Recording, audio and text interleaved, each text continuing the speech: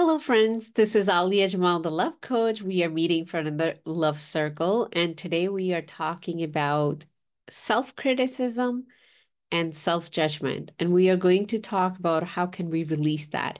Now, this is something that lives within each and every one of us. It is a very, very crucial part of our relationship with ourselves, and that is something that I am so passionate about. Nurturing a relationship, a healthy and loving and kind relationship with ourselves that is full of acceptance and not rejection or criticism. So before we even get into that, let's just become aware of what this self-judgment and criticism is. So think about any moment in the past where you told yourself you should have known better. You should have done this. What is wrong with you? Why can't you get it? Why do you keep making the same mistakes? When we are using ourselves as a punching bag and we are just punching on ourselves, so that is what self-judgment and criticism sound like, look like in our internal world. It's very important to realize no one can see that in you unless your criticism is to the level where you outwardly, verbally are saying there's something wrong with me. Why can't I get it together? And then your friends and family are telling you, hey, you're being really hard on yourself. Or if you use that word, if you're aware, I am being very hard on myself. I tend to be really hard on myself. So that is exactly what we are talking about. And this conversation is dedicated to resolve that within us. So once we become aware of, okay, I do criticize myself, I do judge myself, the next layer of understanding would be that means your relationship with yourself is not a healthy one.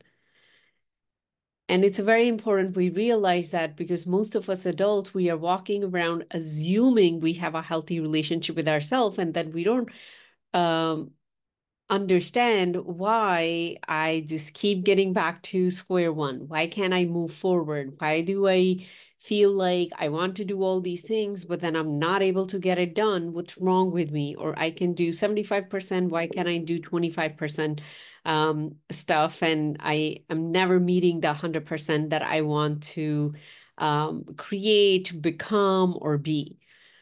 So the problem is always in the relationship, the most important relationship that is with yourself.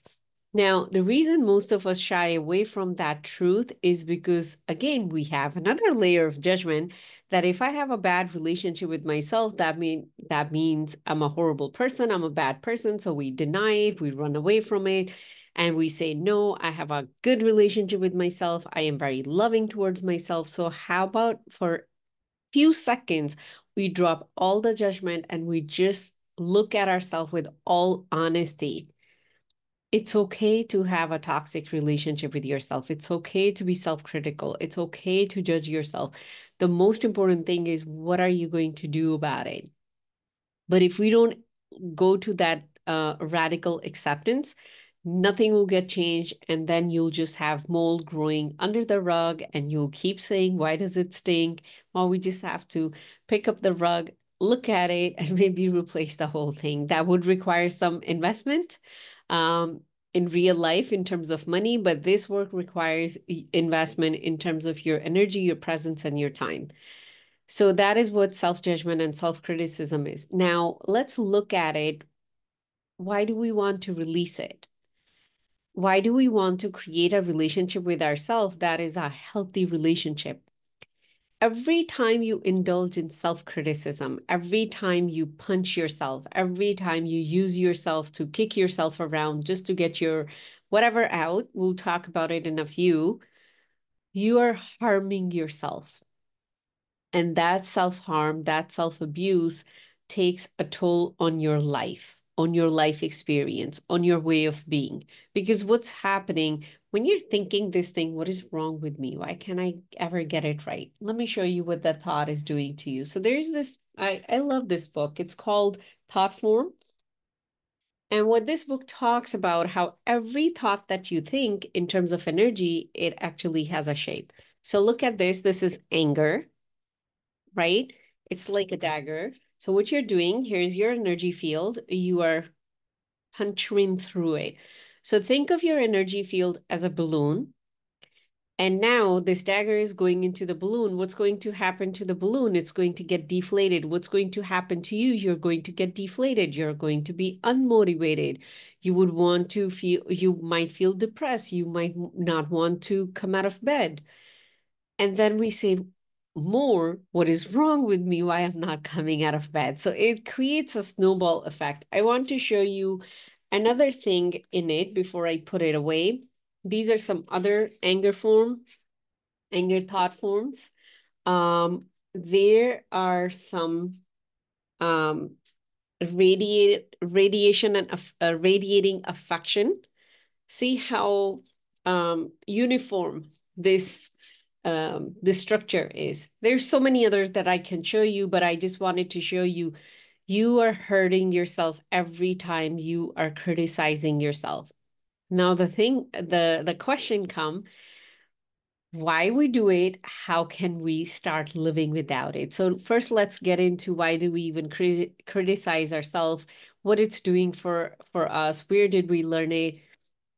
Our internal conversations start from our unconscious programming, unconscious mind programming that happens between 0 to 7.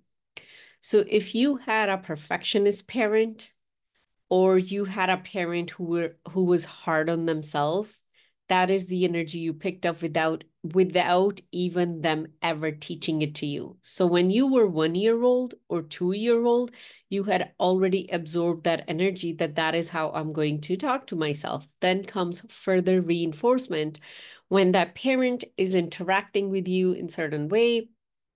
As parents, it's so common, we'll say stuff like, just out of sheer ignorance, or we are frustrated, or we are too absent to even think about what we say. The reason I'm using the word we, I'm not out of that category. I'm a parent myself, and it does require being so vigilant of what we are saying to our kids. So something like, well, your brother finished vegetable, why didn't you? Everybody else is potty trained, why not you?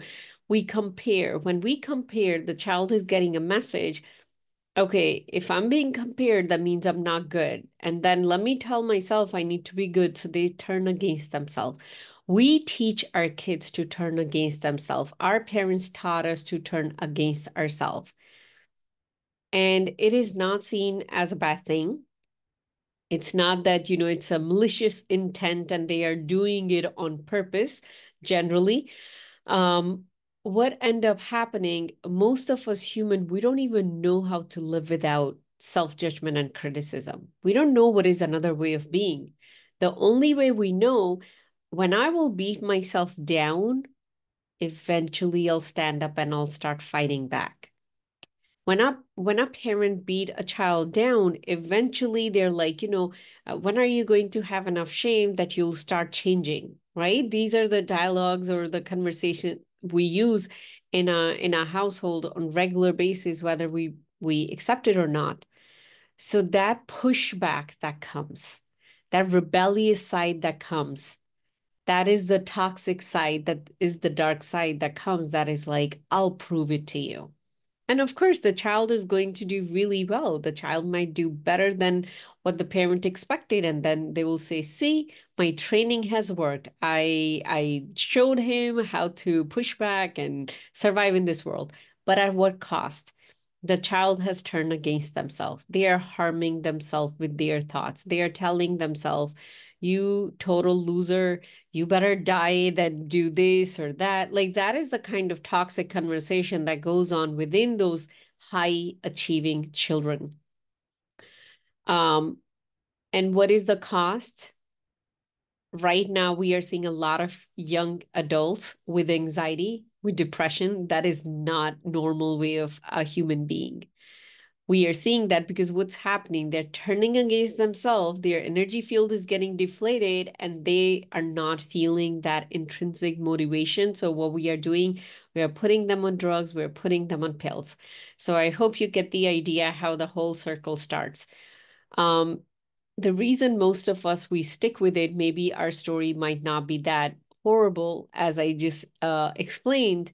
The reason we stay with self-criticism and judgment Most of us think if we would let it go, we'll go rogue and we'll become these crazy humans who will be just out of control and will create chaos. So in order to control myself, I need to criticize myself. I need to judge myself. I need to punch myself.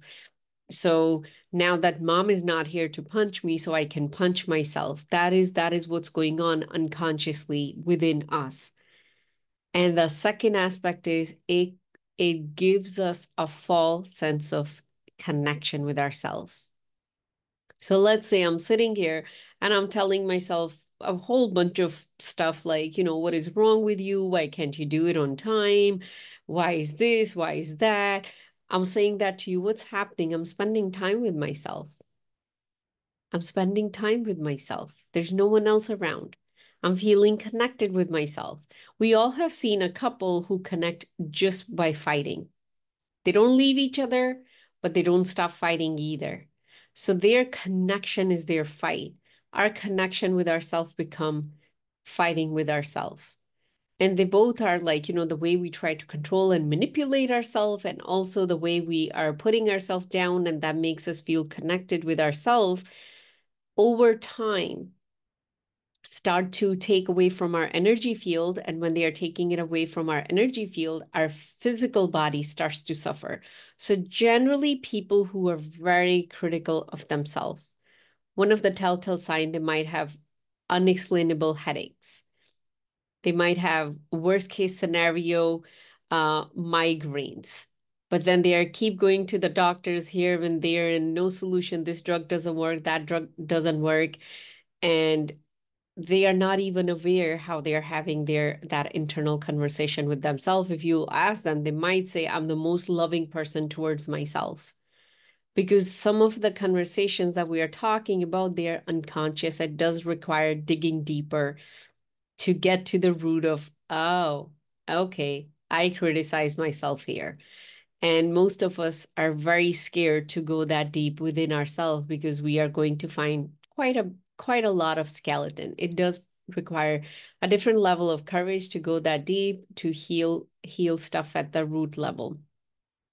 Another symptom you'll see, GI tract issues, because what is happening? I want you to understand at the energetical level. So solar plexus chakra is right here. I don't know if you can see it. For women, it's kind of like, where the bra strap ends in the front. It's right there. Heart is over here. And then, our crown, our back head, our temporal. When I am thinking, I'm using the motor without it going anywhere. I'm getting depleted of that energy in my head. Yes, I do have a brain that has the ability to think. I'm supposed to be using it for solutions or for good stuff, not to punch myself, not to think negative things about myself. So when I'm doing that, now this part is getting shrunk. All these chakras are shrinking. And then, my solar plexus, that is getting impacted too. Solar plexus provide to the whole GI tract system. So I will have issues in my digestion, wherever, maybe different organs, and my head is getting affected. If it gets really worse, my pituitary will get affected and all my hormonal system will get out of balance. So when we go into those deep issues within us in terms of physical well-being, and the doctors can't really figure out what's wrong, what's going on, they'll try different drugs, they'll try this, they'll try that, but nothing is helping you. It's inside of you. The problem is inside of you. And most of the time, it's that judgment and criticism we have towards ourselves that creates all this chaos within our body.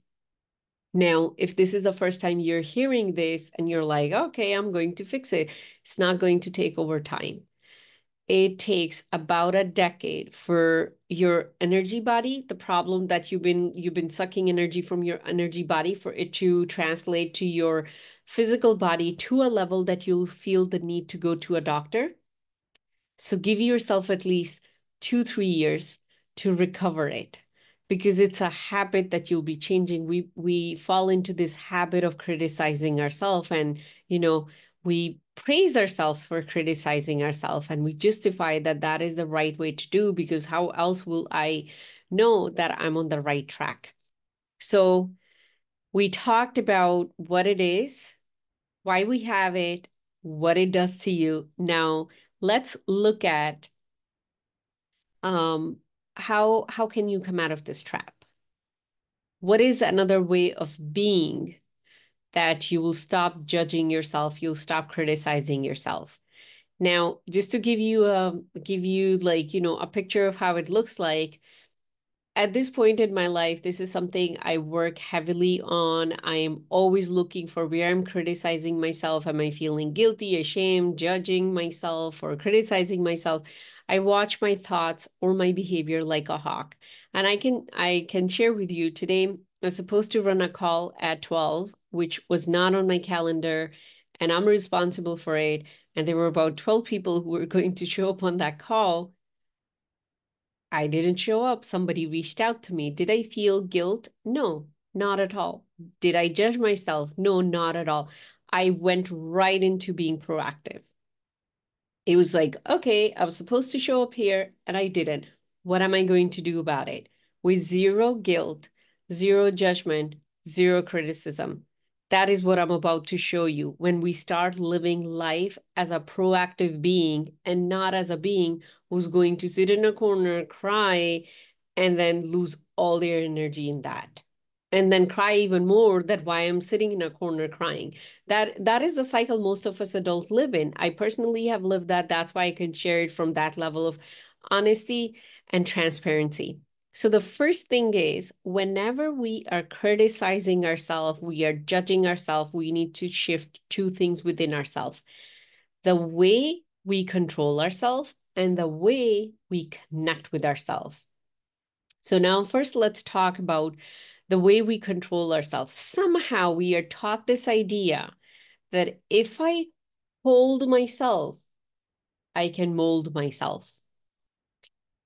So what we do, we like try to put ourselves in boxes and we try to like, don't go over there, don't do this, don't do that, so you don't go astray, or like there's so much fear around just being ourselves.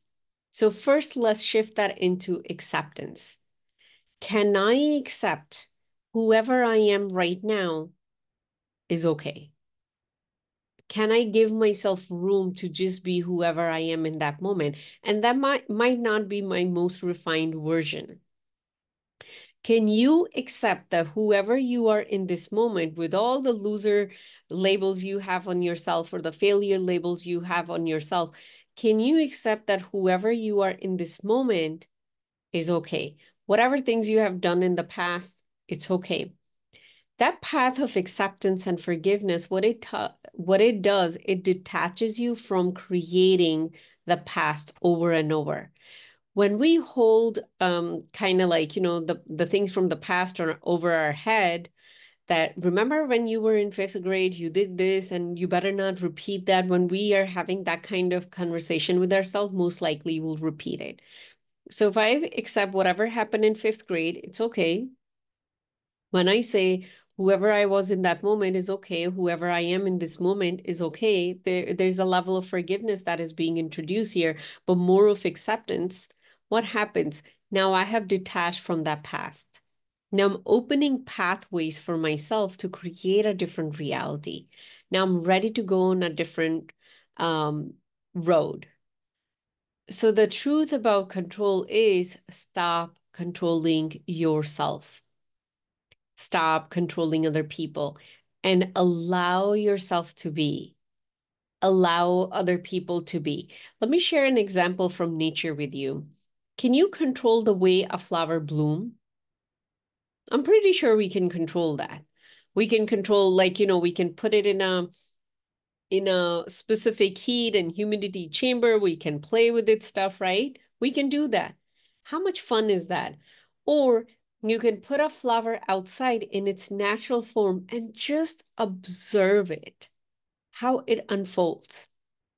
There's a different level of trust when we let things just be. How about you just let yourself be and just observe who you are becoming? I can tell you that is the most sexy and intimate thing you would do for yourself. It feels so good. when you just allow yourself to be. And I can speak to that because that is the path I am on. I don't know who I'm becoming, and I'm okay with that.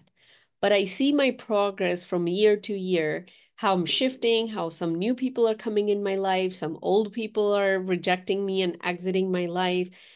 But I am not trying to make myself wrong. I'm in that at that level of acceptance. Let's just see who I become. Can you let go of control and just start accepting and observing yourself? And trust that whoever you are becoming is exactly what the world needs. Because what we don't realize, there's an intrinsic wisdom within each and every one of us. It's already there. That light is already there. Just the fact that you are in a human body, that light is already there. I am here to share that light with the world. You're here to share that light with the world. And that light is not coming out if we are criticizing ourselves, if we are deflating our balloon every single day, if we are trying to make ourselves into something, but allow yourself to be. My family wanted me to become a medical doctor, couldn't do it, didn't want it to do it. I went on my own path. And at this point, what I'm becoming is something I have never even imagined. But the reason I am on this path, I became okay to just observe myself bloom. So I will give you this you know thing to repeat in your mind, this sentence. I am allowing myself to bloom. I'm allowing myself to be whoever I need to be. When you will practice that level of internal acceptance, you'll show for other people with the same acceptance. You'll stop judging them. And if you're a person who judge other people, you definitely judge yourself. But most of the time, we cannot see that inner judgment within us. And sometimes you'll judge people just in your thought. On their face, you'll be perfectly fine, but in your thought, you're judging them. When you judge a person, you hold that person in that reality. They cannot become somebody different unless you stop judging them, because this is what's happening. You're holding them in a box. They are not allowed to leave that box. When you stop judging them, now you can observe them. You can see who they are becoming. You can allow them to bloom, but first you have to learn how to do that for yourself. So instead of controlling yourself, allow yourself to be with the trust that whoever you're becoming is going to be something worth observing. So that is there. Now, the second aspect is connection. When we become used to beating ourselves up, and we are dependent on the chemical benefit that comes out of it. And the reason I'm saying chemical benefit, every time you yell or scream, doesn't it just feel good? And every time when you're screaming internally on yourself, there is also a feel good aspect to it. We feel like I did something. Even though it was a action of the thought, it feels like I did something. So when you are used to that, there's a physiological connection there that it's very hard to just let it go. That's why a lot of people, they're like, I don't know how to stop judging myself. So let's introduce a few things that you can do to nurture a different level of connecting with yourself. First one being, sit yourself for 5 minutes. Sit with yourself for 5 minutes, no phone, no device, no talking to anybody, and just be. It is going to be one of the most uncomfortable thing that you would do. You would want to get up and you would want to read, you would want to walk and all kind of stuff. Give yourself 5 minutes and then maybe take it to up to 30 minutes, just sitting with yourself, doing nothing. Maybe watching the cloud and just sitting, doing nothing. What it's doing for you, it's building a foundation of a different relationship. I can actually just be with myself without doing something to myself. So we are rewiring the way your brain works when it comes to you. But at the same time, we are introducing a new habit. So start with 5 minutes, starts with 1 minute. If that is all you got, if you are a very busy person, as soon as you get in the car to go to work, to come home, just sit there for 1 minute and just be with yourself. The second thing you can do is start taking yourself on a date. And I know it might be a little bit of advanced thing for yourself to take yourself on a date. The clients I work with, for some of them, it takes them 6 months to get to a place where they are ready to go on a date with themselves. For every relationship that you're in, whether it's with your kids, whether it's with your spouse, whether it's with yourself, when we give that dedicated time of pleasure, of going out, doing something new, when we give that dedicated time, we are creating a container for that relationship to build and bloom. So when you go on a date just with yourself, you are creating that container for your relationship with yourself to bloom. And when you make that a habit, you will find it very hard to criticize yourself, because what's happening now, you're building a relationship.